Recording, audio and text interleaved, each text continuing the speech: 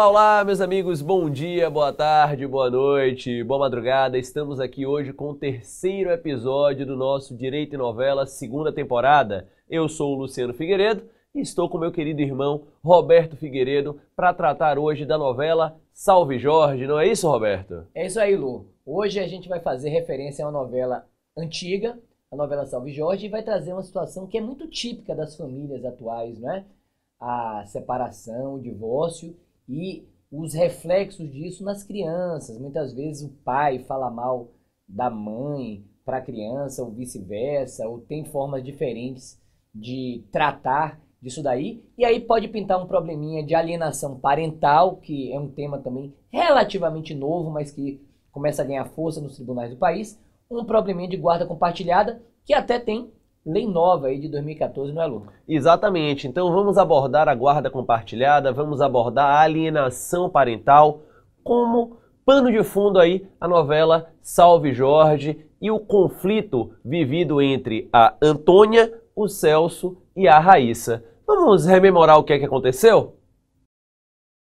Na novela Salve Jorge, Antônia passou por dificuldades para conviver com sua filha Raíssa, pois Celso fazia de tudo para manipular a filha, colocando a menor sempre contra a mãe. Raíssa sempre teve horários para se alimentar, estudar e brincar, como toda criança deve ter. Mas com a separação do casal, o pai, quando buscava a filha para passar o dia com ele, a deixava fazer o que queria e na hora que bem entendesse. Desta forma, induziu a filha a querer ficar somente com o pai, desprezando a mãe, sendo que esta sempre quis o melhor para sua filha, pois, como é sabido, na educação de uma criança tem que ter lazer, mas também disciplina com os horários para as suas atividades, pois elas não sabem o que é melhor para a sua vida. A síndrome da alienação parental está associada a situações onde o fim do relacionamento conjugal gera em um dos genitores um sentimento de vingança e este tenta, de forma abusiva, afastar o filho do relacionamento com o outro genitor e sua família. Neste processo vingativo, utiliza seu próprio filho como instrumento de vingança e provocações direcionada ao seu antigo parceiro. Os pais acabam esquecendo que, no final, o maior prejudicado sempre será a criança. Muito bem, gente. Essa novela, ela traz um drama que é do nosso cotidiano. Qualquer um pode correr o risco de passar por uma situação dessa ou ter alguém da sua família que passa por isso em qualquer lugar do mundo. É na hora do desenlace ali, do desfazimento, da amargura, né? As nossas limitações humanas, os nossos dramas, muitas vezes a gente acaba intencionalmente ou até sem querer utilizando a criança como uma moeda de troca. Foi exatamente, me parece, não sei se é a opinião de Luciano, o que Celso fez contra a Raíssa, a própria filha dele, e contra a Antônia.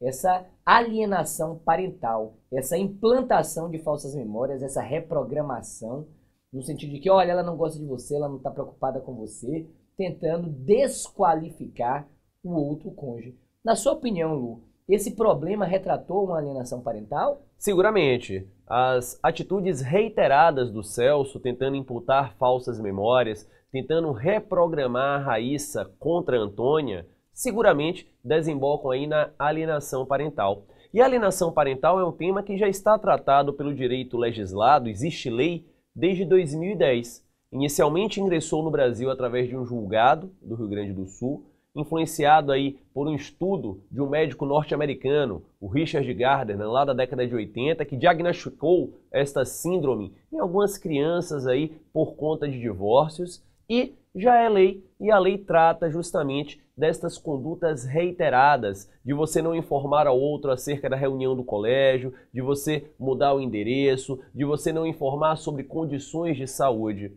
A lei é muito perspicaz, porque ela imputa inclusive aí uma tramitação prioritária no processo, um processo mais veloz, ela imputa a necessidade de ouvir um psicólogo, de um depoimento sem dano para o menor e traz as mais diversas sanções, que variam aí desde uma mera advertência até mesmo uma inversão de guarda. O fato é que o direito cada vez mais abre os seus olhos para o combate da alienação parental. Mas será que há, Roberto, algum mecanismo aí no direito que melhore esta situação, que impeça a alienação parental? Com certeza, Lu. Lembrando que tudo isso é interpretado à luz da Constituição Federal, que lá no artigo 227 vai falar do melhor interesse da infância, da juventude, da criança e do adolescente.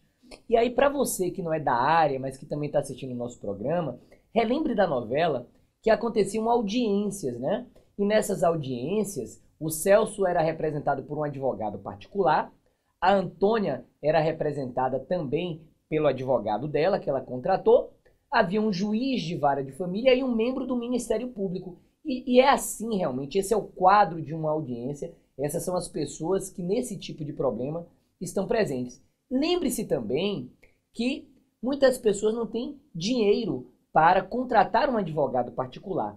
E para isso a Defensoria Pública, ela aparece exercendo a sua missão constitucional de servir como patrocinadora, como advogada das pessoas carentes. E a gente traz exatamente a nossa colega, querida doutora Carla Alonso, defensora pública do Estado da Bahia, para dar a sua contribuição, para falar um pouco da alienação parental, dos mecanismos de solução ou de combate ou de diminuição desse tipo de problema, pelo olhar da Defensoria Pública. Vamos ouvir o que a doutora Carla tem a nos dizer e depois a gente complementa, se for o caso, com outros temas correlatos.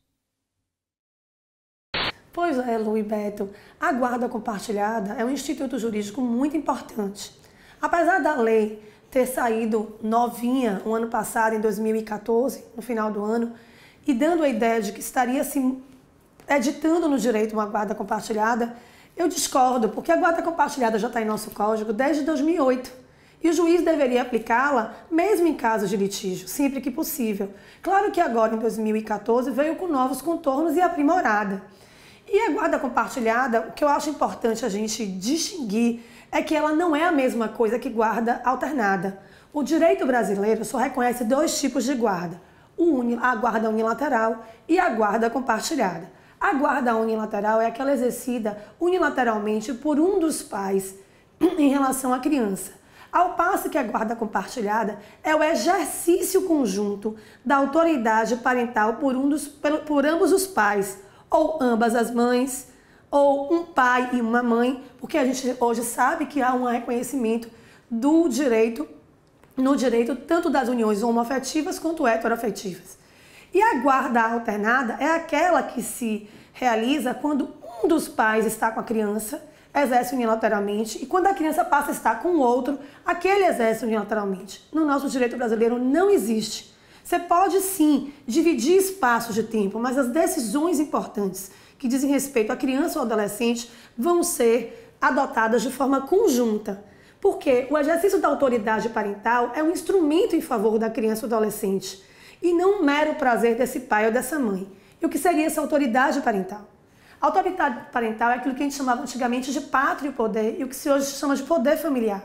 Está previsto na Constituição Federal, está previsto no Código Civil, no Estatuto da Criança e Adolescente. Quando um pai ou uma mãe, ou os pais, ou as mães, ou o pai e a mãe, decide ter um filho ou não decide, que pode ser desejado ou indesejado, simplesmente o fato de tê-lo já gera o dever-poder de cuidá-lo.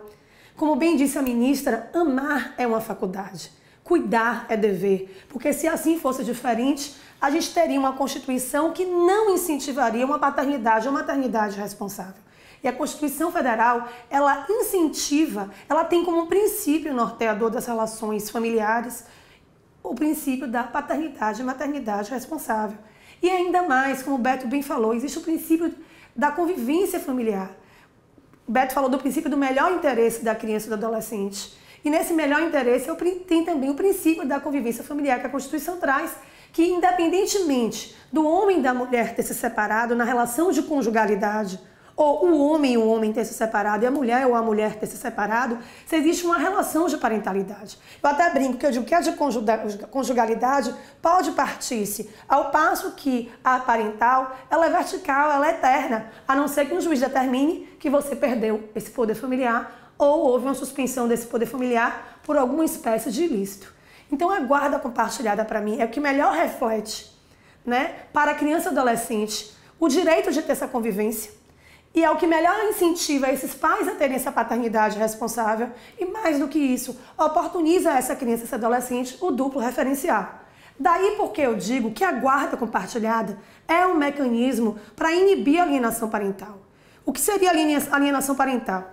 Em 2010, pela Lei 12.318, né, definiu-se que a alienação parental seria o quê? Seria quando quem tem a guarda da criança ou está sob seu poder ou detém essa guarda, pode ser um avô, uma avó, uma babá, um pai, uma mãe, programa essa criança para repudiar aquele outro genitor que não tem a guarda da criança, que seria um mero visitante, por exemplo. E, mais do que isso, é uma campanha de desqualificação daquele pai ou daquela mãe que não tem a guarda no exercício da paternidade ou da maternidade.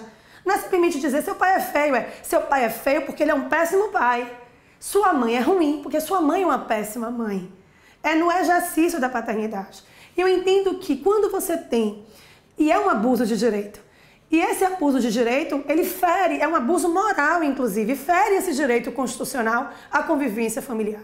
Quando você tem essa guarda compartilhada, você permite essa criança, esse adolescente, a ter esse duplo referencial. Até porque os motivos que levam, né, a uma guarda unilateral ter sucesso ou insucesso, vai ser o mesmo da guarda compartilhada, porque os atores serão os mesmos pais, serão os mesmos filhos. Então, por que incentivar a unilateralidade dessa guarda quando eu posso permitir a essa criança, esse adolescente, ter esse duplo referencial? Até porque quando começar a campanha de desqualificação, eu permitirei que essa criança, esse adolescente, tenha a referência dela em relação àquele outro que não tem a guarda, né? Se fosse, no caso, unilateral. E qual é o papel da Defensoria Pública em relação a isso? A Defensoria Pública, eu entendo que tem um papel educativo, através da construção de cartilhas, como também entendo em relação a palestras que podem ser proferidas em reuniões de pais e mestres, em escolas públicas, escolas particulares, em comunidades, isso num trabalho educativo, inclusive para crianças e adolescentes. E mais do que isso, quando infelizmente algo chega até lá, porque não se resolveu no cunho, né, no âmbito doméstico, a gente deve tentar explicando, mediar a situação para que as pessoas se empoderem dos seus problemas e solucionem, se não for possível, através de uma conciliação, e se infelizmente chegar ao Estado juiz fazendo a defesa e sempre incentivando que essa guarda compartilhada seja aplicada. Porque, na verdade, a criança e o adolescente que sofre alienação parental, ele acaba sendo o adulto minguado do futuro, que não vai só interferir nele ou no mundo familiar dele, vai interferir em toda a comunidade, porque nós somos filhos do mundo.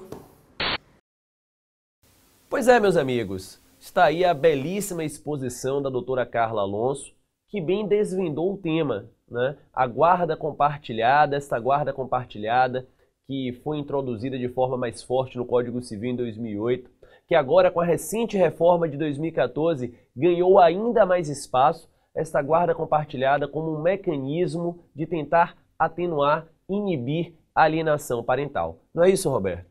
Exatamente. Esse direito novela ele foi muito interessante, porque a gente conseguiu, nesse contexto do problema lá do Celso, da Antônia e da Raíssa, abordar a síndrome da alienação parental e fazer uma correlação disso com a guarda, com o Instituto da Guarda e trazer a inovação de 2014, né? A guarda que vem tendo uma mudança alternada de leis, 2002 com o novo Código Civil, várias legislações até agora em 2014, a guarda compartilhada que agora é uma regra, a novidade no Código Civil, vocês devem estar atentos, prestação de contas, aplicação de multa, e a guarda compartilhada que agora, quem sabe, pode ser aí também uma alternativa, um mecanismo inibitório ou de solução do problema da alienação parental. Eu espero que vocês tenham gostado desse nosso Direito Novela. Eu lhe confesso que eu gostei muito do tema, das questões. Eu acho que é um assunto que toca muito